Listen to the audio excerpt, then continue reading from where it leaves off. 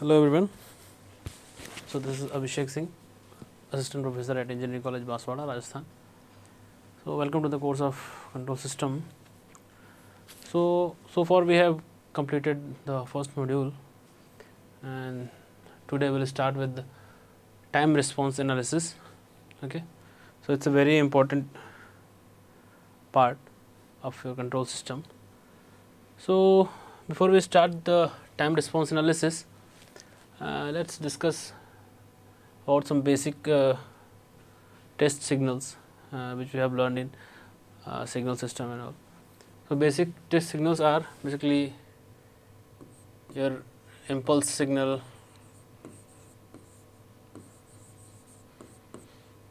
step signal, ramp signal, parabola. Okay, so इनके बारे में आपने पढ़ा होगा, जानकारी होगी. तो इसको हम रिप्रेजेंट करते हैं, ये हमारा यू टी होता है. It's 1 for t greater than 0 और 0 for t less than 0, and it's 1 at 0 and it's t for t greater than 0 and it's t square. ठीक है, तो ये सिग्नल्स हैं. इनके बारे में एक इनके जो बेसिक आपस में इंटर रिलेशन है वो हम देख लेते हैं. Suppose we have a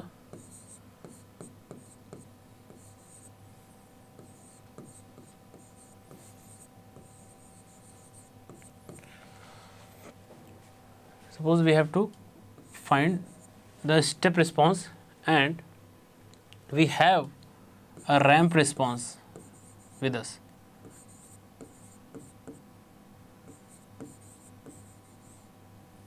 Okay, so we have to just differentiate this ramp response to get your step response. So ramp step response means d by dt of ramp response, or you can have an integration of dt of what? Impulse response. So if you have impulse response, you can get your step response by just integrating this impulse response, and if you have a ramp response, you can get your step response by differentiating your ramp response. And if you have a step response and you want impulse response, then you have to differentiate this step response. Okay, so basically this is your impulse response, then there is a step, then ramp, and then there is a parabola.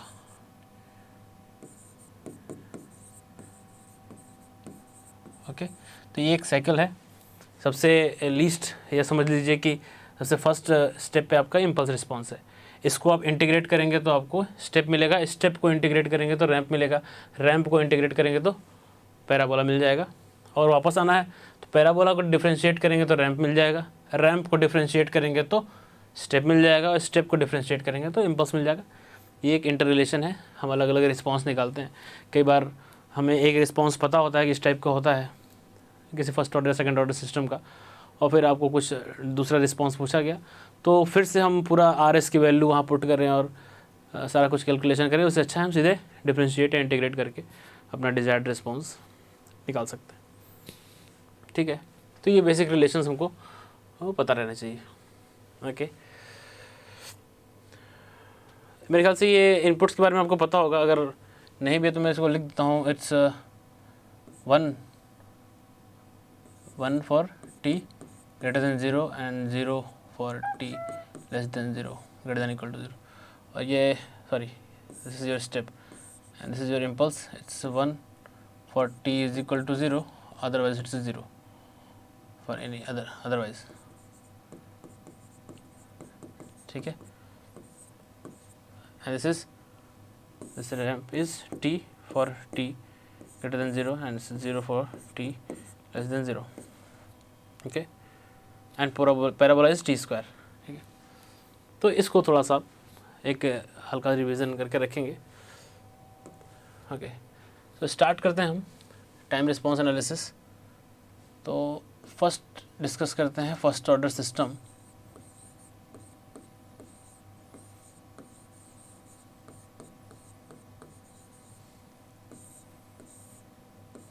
Okay, तो very basic first order system हमने एक जब block diagram बना रहे थे तब भी हमने डिस्कस किया था। एक सिंपल सा एक आरसी सर्किट हमने डिस्कस किया था, ठीक है।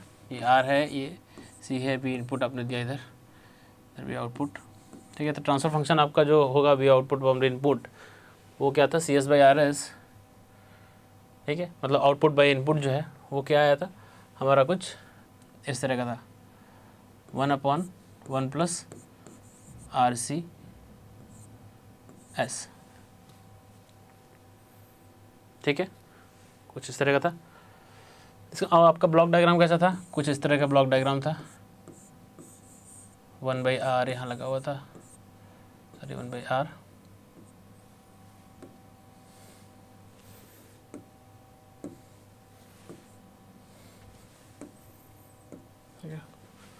और यहाँ आपका कुछ 1/cs एंड आउटपुट, और इस टाइप का कुछ ब्लॉक डायग्राम आपका था। तो उसको आप अगर ओपन लूप ट्रांसफर फंक्शन करें तो इस टाइप का आ जाएगा। क्या आपका ओपन लूप करेंगे तो आपका आ जाएगा, सीधे सीधे मल्टीप्लाई होता है 1/RCS, ठीक है। तो इस तरह से फर्स्ट ऑर्डर सिस्टम का जो आपका ओपन लूप ट्रांसफर फंक्शन होगा वो क्या हम लिख सकते हैं, हम लिख सकते हैं एक इसको और सिंपल से लिखें तो ये बेसिकली आपका क्या है, 1/τS, ठीक है।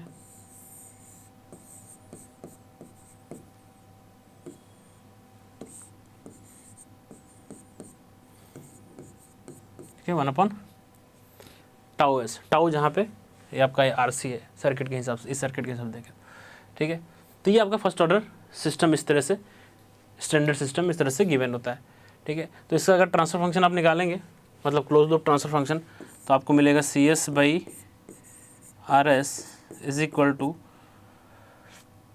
1/τS, G/1 प्लस जी करते हैं तो ये टोटल आपका वही आ जाएगा 1/1 प्लस τS, ठीक है। ये आपका कुछ इस तरह का आ जाएगा। अब इसमें आपकी कैरेक्टरिस्टिक इक्वेशन जो हमने बात की थी क्या होगी, तो ये जो डिनोमिनेटर होता है उसका रूट होता है, तो आपकी कैरेक्टरिस्टिक इक्वेशन क्या हो जाएगी, 1 plus τS is equal to 0, यहाँ से आपका S इज इक्वल टू आएगा -1/τ, ठीक है। तो ये जो S इज इक्वल टू -1/τ आया, इक्वल टू -1/τ, तो ये टाउ आपका जो है वो क्या है, टाउ है आपका टाइम कांस्टेंट। तो यहाँ से आप टाइम कांस्टेंट क्या बोल सकते हो, योर टाइम कांस्टेंट, चलिए नेक्स्ट पेज पे लिखते हैं। यहाँ से ऐसा हमारा आया -1/τ, तो टाइम कांस्टेंट क्या हुआ आपका, it's a reciprocal of negative real root, okay, it's a reciprocal of negative real root. अच्छा, ये तो फर्स्ट ऑर्डर सिस्टम था। अगर हायर ऑर्डर सिस्टम हो, हायर ऑर्डर के लिए क्या होगा, जो टाइम कांस्टेंट,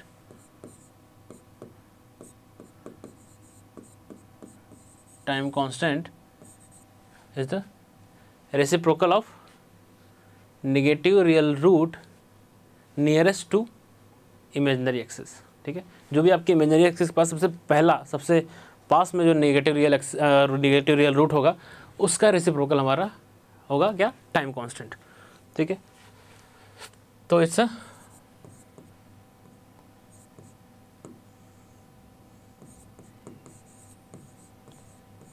रेसिप्रोकल ऑफ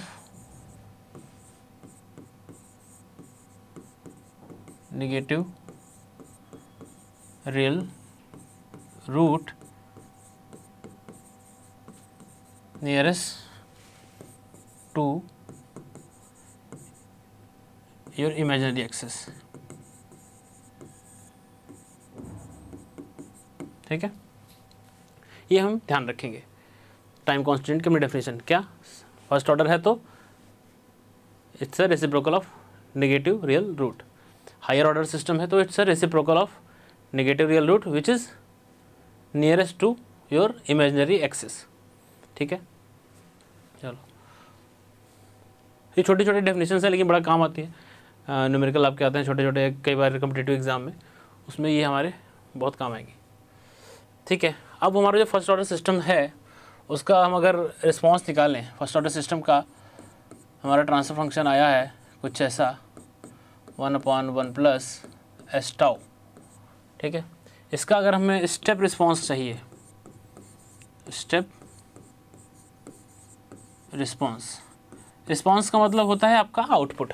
जैसे सी एस है लाप्लास डोमेन में, तो टाइम डोमेन में सी टी, तो रिस्पॉन्स का मतलब आपको सी टी चाहिए। ठीक है, कैसा रिस्पॉन्स होगा। और स्टेप रिस्पॉन्स बोला या कुछ भी बोले, ramp response, impulse response, parabolic response, तो जो भी ये पहला नाम लिया जाएगा इसका मतलब वो आपका इनपुट है। मतलब जो आप यहाँ आर यूज़ कर रहे हैं दैट इज़ योर इनपुट, वो इनपुट यूज़ करना है और सी की वैल्यू, सी टी की वैल्यू निकालनी है, यही आपका रिस्पॉन्स होता है। ठीक है, तो कई बार इसमें भी कंफ्यूज रहते हैं लड़के, ये क्या बोलिए स्टेप रिस्पॉन्स। तो स्टेप रिस्पॉन्स मतलब रिस्पॉन्स चाहिए, सी टी चाहिए, जहाँ पे इनपुट आपका स्टेप हो, मतलब आर जो है वो स्टेप हो। तो अगर उस तरह से करें हम, तो हमको रिस्पॉन्स निकालना है, तो C S is equal to 1/1 plus S tau into R S आपका इधर आ गया। ठीक है, अब स्टेप इनपुट अगर यहाँ पे हमारा स्टेप रिस्पॉन्स चाहिए तो इनपुट हमारा होगा step, that is U T. ठीक है, और इस इनपुट का ये जो लाप्लास डोमेन में अगर हम चेंज करें तो आर एस आपका हो जाएगा, स्टेप इनपुट का होता है 1/s यूनिट स्टेप इनपुट। ठीक है, तो इसको आप क्या लिखेंगे further, 1/s 1 plus S tau. ठीक है, फिर इसका आप पार्शियल फ्रैक्शन कर लीजिए और इन्वर्स लाप्लास ले लीजिए, तो क्या आएगा रिस्पॉन्स आपका, ये आपका सी एस है, इन्वर्स लाप्लास ले लीजिए, तो 1 minus E to the power minus T by tau. ठीक है, इस तरह का कुछ आपका रिस्पॉन्स आ जाएगा। अभी कैसे आएगा, ये आपका बहुत बेसिक मैथमेटिक्स है, फिर भी अगर आप चाहते हैं तो मैं डिस्कस कर सकता हूँ कि हम इसको वही पार्शियल फ्रैक्शन करते हैं, a upon S plus B upon 1 plus S tau, इस तरह से करते हैं। और फिर क्या करते हैं, ये ए बी की वैल्यू चाहे आप कोफिशिएंट से कंपेयर करके कर लीजिए, चाहे फिर रेसिडुअल मेथड जो होता है उसको लगा लीजिए। रेसिडुअल मेथड में क्या होता है, ए की वैल्यू निकालनी है तो सीधे आप एस से मल्टीप्लाई करेंगे और एस इक्वल टू 0 रख देंगे, एस से मल्टीप्लाई करेंगे, इसमें कैंसिल, एस इक्वल टू 0 रखेंगे 1, तो ए की वैल्यू तो हो जाएगी 1, तो इसका मतलब आपका आ जाएगा 1/s और प्लस डी की वैल्यू, बी की वैल्यू क्या हो जाएगी, बी की वैल्यू मतलब एस इक्वल टू आप रखेंगे -1/टाउ। ठीक है, यहाँ पे तो हो जाएगा माइनस टाउ, बी हो जाएगा minus tau 1/s plus tau. यहाँ से फिर फर्दर 1/s टाउ कॉमन करेंगे। ठीक है, तो आ जाएगा, सॉरी प्लस था, टाउ कॉमन करेंगे तो ये माइनस इधर आ जाएगा, टाउ कैंसिल हो जाएगा, 1/s प्लस 1/टाउ। तो ये आपका यहाँ से सीधे हमने इनवर्स लाप्लास ले लिया, तो 1/s हो गया 1 और 1/s प्लस 1/टाउ हो गया e to the power minus T by tau. ठीक है, ये प्रोसेस आपको करना पड़ेगा। ठीक है, तो ये आपका फर्स्ट ऑर्डर सर्किट का स्टेप रिस्पॉन्स हुआ। तो स्टेप रिस्पॉन्स में आप देख रहे हैं जो फर्स्ट पार्ट आया, this is your steady state response, this is your steady state response और फोर्स्ड रिस्पॉन्स। ठीक है, किसकी वजह से, जो आपने इनपुट दिया स्टेप इनपुट, उसकी वजह से ये यूनिट 1 जो है ये आपका रिस्पॉन्स आया। ये फोर्स रिस्पॉन्स है और स्टेडी स्टेट रिस्पॉन्स है कि फाइनली उसको 1 पे पहुंचना है जो आपने इनपुट दिया हुआ है, ठीक है। और ये जो पार्ट हुआ ये आपका हो गया, ये आपका हो गया transient response, transient response due to pole at -1/टाउ, ठीक है। और ये steady state response due to your input u t, due to your input, ठीक है। तो इसका अगर मैं प्लॉट बनाऊं रिस्पॉन्स का, इस फर्स्ट ऑर्डर ये जो आपका रिस्पॉन्स आया तो कैसा बनेगा, इसका अगर प्लॉट आप बनाए, this is your T C T, अगर इसका प्लॉट बनाए तो कैसा प्लॉट बनेगा। फाइनली इसको कहाँ पहुँचना है, 1 पे, यूनिटी पे। ये इनपुट दिया, ये स्टेडी स्टेट वैल्यू है और रिस्पॉन्स आया है e⁻ - t/टाउ, 1 - e⁻ t/टाउ, मतलब इस तरह का कुछ आपका रिस्पॉन्स रहेगा, ठीक है। अब उसमें क्या वैल्यू, स्टेडी स्टेट मतलब फाइनल आपको 1 पे पहुंचना है, फाइनल वैल्यू आपकी 1 है, ठीक है। अच्छा, तो हमारा फॉर्मूला क्या था, C T equal to 1 - e⁻ t/टाउ, ये रिस्पॉन्स आया था। तो अगर टाइम कांस्टेंट की आपको यहाँ पे अभी एक डेफिनेशन इस्टेब्लिश कर रही है तो टी की जगह पे हम टाइम कांस्टेंट टाउ रख दें, मतलब टी जब टाइम कांस्टेंट पे पहुँचेगा टाउ पे तो आपके रिस्पॉन्स की वैल्यू क्या होगी, अगर वो आपको निकालना है तो अगर आप क्या करेंगे, यहाँ पे 1 - e⁻ टाउ रख दीजिए टी की जगह पे, टाउ/टाउ, तो आ जाएगा 1 - e⁻1, ठीक है, ये आ जाएगा। तो यहाँ से जो आपकी इसकी अगर वैल्यू आप निकालेंगे तो आपकी सी टी की जो वैल्यू आ जाएगी, या सी की वैल्यू आ जाएगी, टी आपने रख दिया है तो सी की जो वैल्यू है वो आ जाएगी कुछ 63.2%, अप्रॉक्सीमेटली 63%, ठीक है। तो इसका मतलब कि जब हम कुछ 63% हैं अपने फाइनल वैल्यू के, उसके करस्पॉन्डिंग जो टाइम है यही हमारा टाइम कांस्टेंट है। तो अगर यहाँ से आपको टाइम कांस्टेंट की डेफिनेशन इस्टेब्लिश करनी हो तो it's a time taken, time constant की अगर डेफिनेशन यहाँ पे आप लिखना चाहते हैं तो क्या लिखेंगे, time taken for the response, step response, ठीक है। स्पेसिफिकली आप लिख सकते हैं step response, for the response to reach 63% of its final value,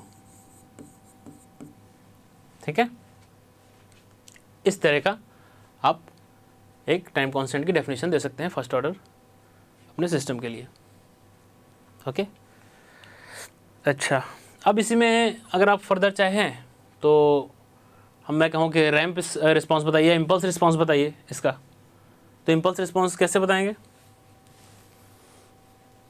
इसका अगर इम्पल्स रिस्पांस बताना है तो इम्पल्स के लिए आपको पता है कि अगर मुझे इम्पल्स रिस्पांस चाहिए तो मैं स्टेप वाले को डिफ्रेंशिएट तो कर सकता हूँ, d/dt ऑफ स्टेप, ठीक है। इसका मतलब d/dt ऑफ स्टेप रिस्पॉन्स हमारा 1 - e⁻ t/टाउ, ठीक है। इसको हमको डिफ्रेंशिएट कर देना है। इसको डिफ्रेंशिएट करेंगे आप तो क्या आपको मिलेगा, आपको मिल जाएगा टाउ e⁻ t/टाउ ct, ये आपका हो गया इम्पल्स रिस्पॉन्स, ठीक है। तो इम्पल्स रिस्पॉन्स कैसा हो गया आपका, देखो कैसा ग्राफ है ये, नेगेटिव एक्सपोनेंशियल, इसका मतलब एक्सपोनेंशियल डीके। तो अगर आप इम्पल्स रिस्पॉन्स का अगर प्लॉट बनाइए तो स्टेप का प्लॉट हो गया, इम्पल्स का प्लॉट बनाए तो इम्पल्स का प्लॉट कैसा बनेगा,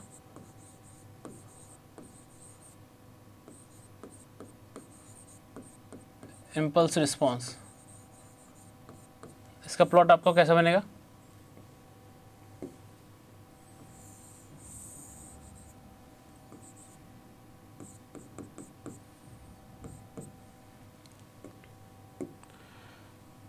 तो कुछ इनिशियल वैल्यू होगी 1/टाउ हमारे फॉर्मूले में थी, वहाँ से वो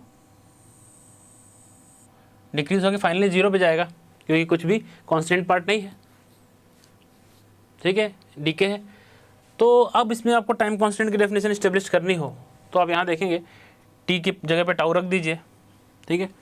तो फॉर्मूला हमारा क्या, फॉर्मूला क्या है, जो हमारा रिस्पॉन्स है वो कैसा है, वो है टाउ e⁻ t/टाउ, ऐसा कुछ, ठीक है। तो इसमें अगर टी की जगह टाउ रख देंगे आप, टाउ रख देंगे तो यहाँ जो इनिशियल वैल्यू जो भी होगी उससे e⁻⁻1, इसका मतलब कितना हो जाएगा आपका, e⁻⁻1 की वैल्यू कितनी आएगी, मेरे ख्याल से 36 और 34 पॉइंट कुछ होनी चाहिए, 36.8। तो इसका मतलब 36.8। तो आप जब 36.8 आ जाएंगे तो जो उस टाइम होगा वही आपका टाइम कांस्टेंट है। तो यहाँ पे अगर आपको टाइम कांस्टेंट की डेफिनेशन इस्टेब्लिश करनी हो तो यहाँ हम क्या लिखेंगे, टाइम कांस्टेंट क्या है, it's a time taken by the response to reach at 36.8% of its initial value. Okay, so time taken by response to reach 36.8% of its initial value, ठीक है। ये चीज़ आप ध्यान रखेंगे, ये सारी चीज़ें ध्यान रखनी है कि हमारा जो स्टेप रिस्पॉन्स था उसमें प्लॉट ऐसा था क्योंकि 1 - e⁻t/टाउ रिस्पॉन्स था, ठीक है। तो वहाँ टाइम कांस्टेंट क्या था हमारा कि time taken by the response to reach 63% of its final value, because final value वहाँ डिसाइड थी 1, जैसे हमने इनपुट दिया था। यहाँ क्या है, स्टेप इनपुट का मतलब कि इम्पल्सिव रिस्पॉन्स के लिए हमारा इस तरह का प्लॉट मिल रहा है।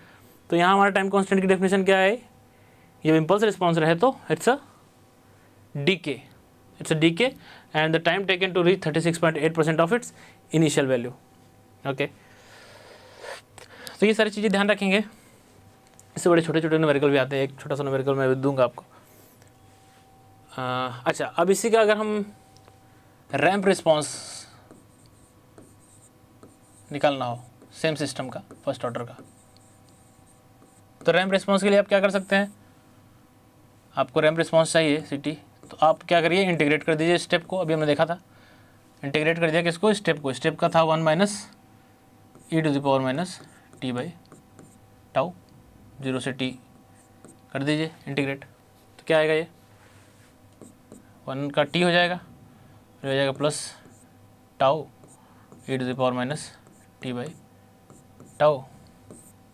लिमिट रखेंगे अगर 0 से t, तो आपको कुछ मिल जाएगा t प्लस टाउ e⁻t/टाउ माइनस टाउ है प्लस, कुछ इस तरह का कुछ रिस्पॉन्स मिलेगा। इसका मतलब ये तो हो गया आपका फोर्स्ड रिस्पॉन्स। क्यों? क्योंकि यही आपका इनपुट था, ड्यू टू आपके इनपुट आपने रैंप दिया था, ठीक है। ये आपका हो गया ट्रांजिएंट नेचुरल रिस्पॉन्स, ये हो गया ट्रांजिएंट। और ये जो एक पार्ट बचा, दिस इज योर एरर, और you can say steady state error. इसका मतलब क्या है इसका मतलब ये है कि अगर आप इसका रिस्पॉन्स बनाएं,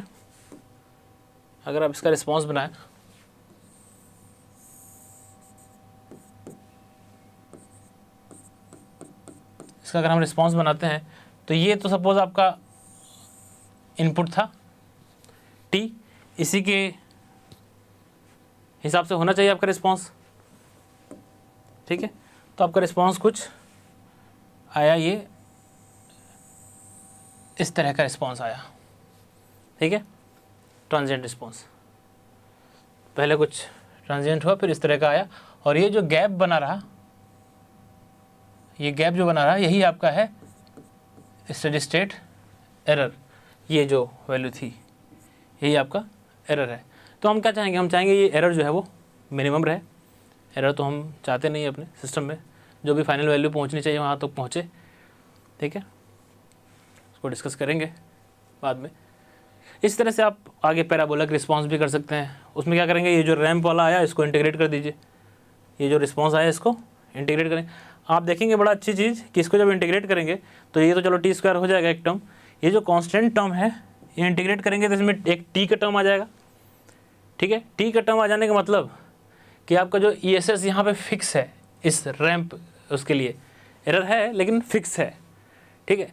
तो ये एरर जो है, अब जब पैराबोलिक रिस्पांस बनाएंगे आप तो वहाँ आपका एरर भी टाइम के डिपेंडेंट हो जाएगा। जो एरर का पार्ट आएगा वहाँ पे टी आ जाएगा। तो इसका मतलब एरर जो है आपका टाइम डिपेंडेंट है, फिक्स नहीं है, वो भी वेरी करता रहेगा टाइम के साथ साथ, ठीक है। तो ये सब छोटे छोटे कई बार थ्योरेटिकल क्वेश्चन भी आते हैं, कहाँ फर्स्ट ऑर्डर सिस्टम है, कौन सा रिस्पॉन्स है जिसमें एरर हमारा वेरिएबल होगा, ठीक है, एरर कांस्टेंट है जिसमें एरर है ही नहीं। तो ये छोटे छोटे क्वेश्चंस भी आपके इसमें बनते हैं। तो इसलिए बेसिक चीज़ें अगर पकड़ के चलेंगे आप, आगे हम सेकेंड ऑर्डर सिस्टम पढ़ेंगे तो वहाँ भी आपकी पकड़ जो है उसमें मजबूत होगी। और बिल्कुल अगर आप कॉम्पिटिटिव एग्ज़ाम की बात करें तो बिल्कुल बेसिक्स आपको अगर पता है तो आप बड़े एग्ज़ाम आराम से कोई भी एग्ज़ाम इस टॉपिक पे खासकर अच्छे से उसको कर सकते हैं, क्रैक कर सकते हैं। अच्छा चलिए एक छोटा सा एग्जांपल लेता हूँ मैं। सपोज़ हमारे पास एक सिस्टम है, ओपन लूप ट्रांसफर फंक्शन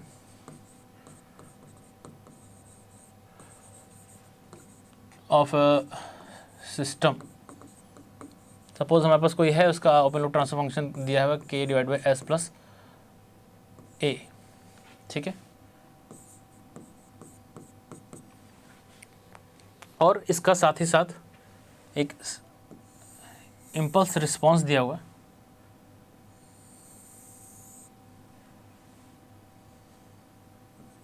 ठीक है। इस तरह का कुछ प्लॉट है।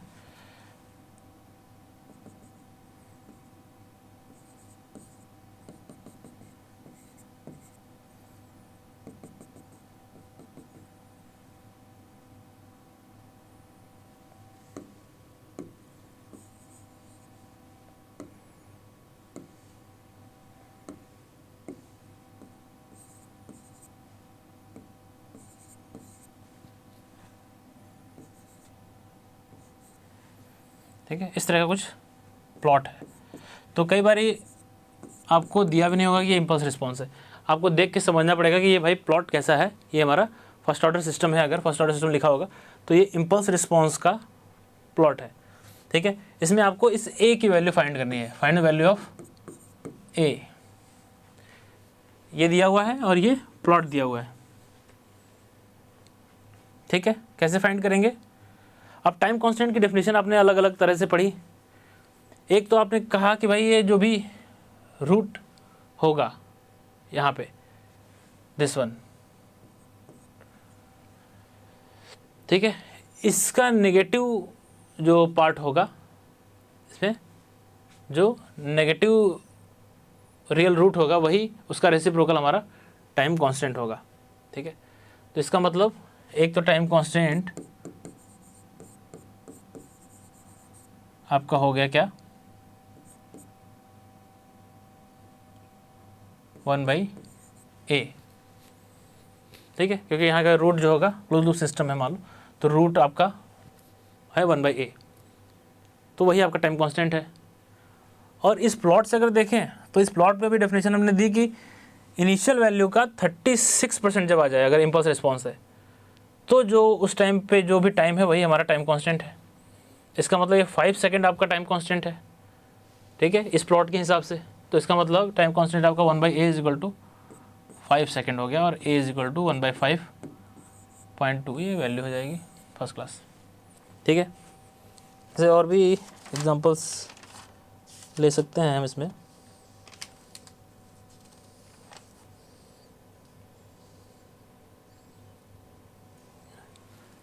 ठीक है, ये आपका मान लो सपोज ट्रांसफर फंक्शन दिया हो, CS/RS था, ठीक है। ट्रांसफर फंक्शन होगा तभी हम बताएंगे कि ये नेगेटिव रियल रूट है, ओके। तो इस तरह से छोटे छोटे क्वेश्चन हो सकते। कई बार ऐसा है कि आपको प्लॉट बना दिया कुछ इस तरह का, प्लॉट दे दिया,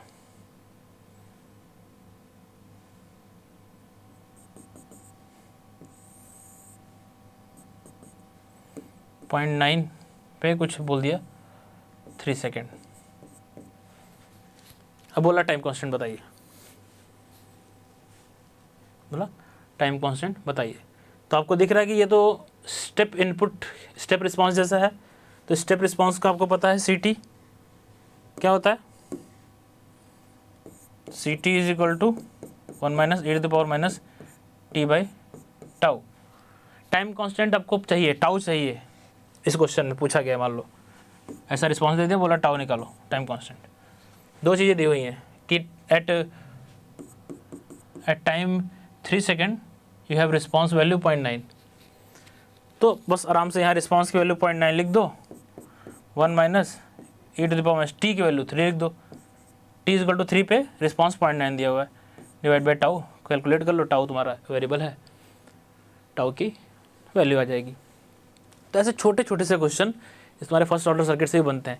और बेसिकली एग्जाम्स में जैसे ज़्यादा क्वेश्चन होते हैं ना कॉम्पिटिटिव एग्जाम में, तो छोटे छोटे क्वेश्चन ही इसी तरह से बनते हैं, जिसमें आपको बिल्कुल बेसिक अगर मालूम है फटाफट आप करते चले जाएंगे, अदरवाइज आप उसमें लगे रहेंगे, ठीक है। तो ये रहा कुल मिला के आपका फर्स्ट ऑर्डर सिस्टम का। अभी हम नेक्स्ट जो है वो सेकंड ऑर्डर सिस्टम के लिए करेंगे ये सारी चीज़ें। तो सेकंड ऑर्डर सिस्टम का ट्रांसफर फंक्शन होता कैसा है, ठीक है। और फिर उसके बाद उस सेकंड ऑर्डर सिस्टम में भी हम स्टेप रिस्पॉन्स निकालेंगे, और फिर उसमें कुछ स्टेप रिस्पॉन्स जो हमारा बना है उसमें कुछ टाइम रिस्पॉन्स स्पेसिफिकेशंस हैं, उस पर भी क्वेश्चन बनते हैं, तो वो स्पेसिफिकेशंस डिस्कस करेंगे, ठीक है। तो इसी सीक्वेंस में फिर हम आगे स्टेडी स्टेट एरर और बाकी सारी चीज़ें भी करेंगे, ठीक है। तो next we will discuss the second order system, okay. Thank you.